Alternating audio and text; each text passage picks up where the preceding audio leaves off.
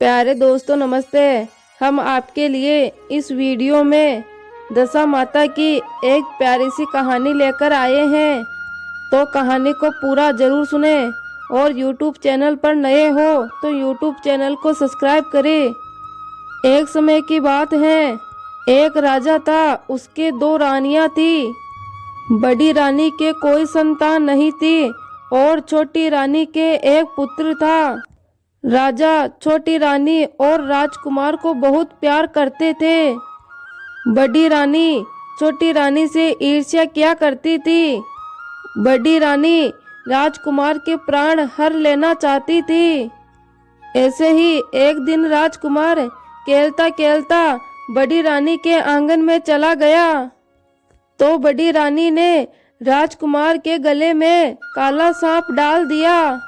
और इधर छोटी रानी दशा माता का व्रत करती थी और राजकुमार दशा माता का ही आशीर्वाद था। दशा माता की कृपा से राजकुमार के गले से वो सांप बिना नुकसान किए जमीन पे उतर कर चला गया। फिर दूसरे दिन बड़ी रानी ने लड्डू में जहर मिलाकर राजकुमार को खाने के लिए दिया, तो जैसे ही राजकुमार लड्डू खाने लगा, तभी दशा माता एक बुढ़िया माँ का रूप धारण करके वहां आई और राजकुमार के हाथ से वो लड्डू छीन लिया। बड़ी रानी का ये वार भी खाली गया। अब बड़ी रानी को चिंता होने लगी कि वो किस तरह राजकुमार को मारे। फिर तीसरे दिन राजकुमार खेलता हुआ बड़ी रानी के आंगन में आया, तो रानी ने उसे पकड़कर गहरे कुएं में धकेल दिया। लेकिन दशा माता ने उसे बीच में ही पकड़ लिया। सारे महल में राजकुमार की तलाश होने लगी।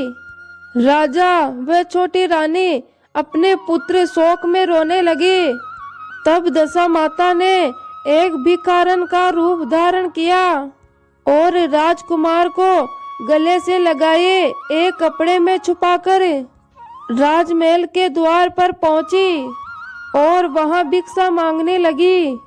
तब सिपाहियों ने उन्हें दूर हटाते हुए कहा, माई तुम्हें भिक्षा की पड़ी है और यहाँ राजकुमार खो गया है।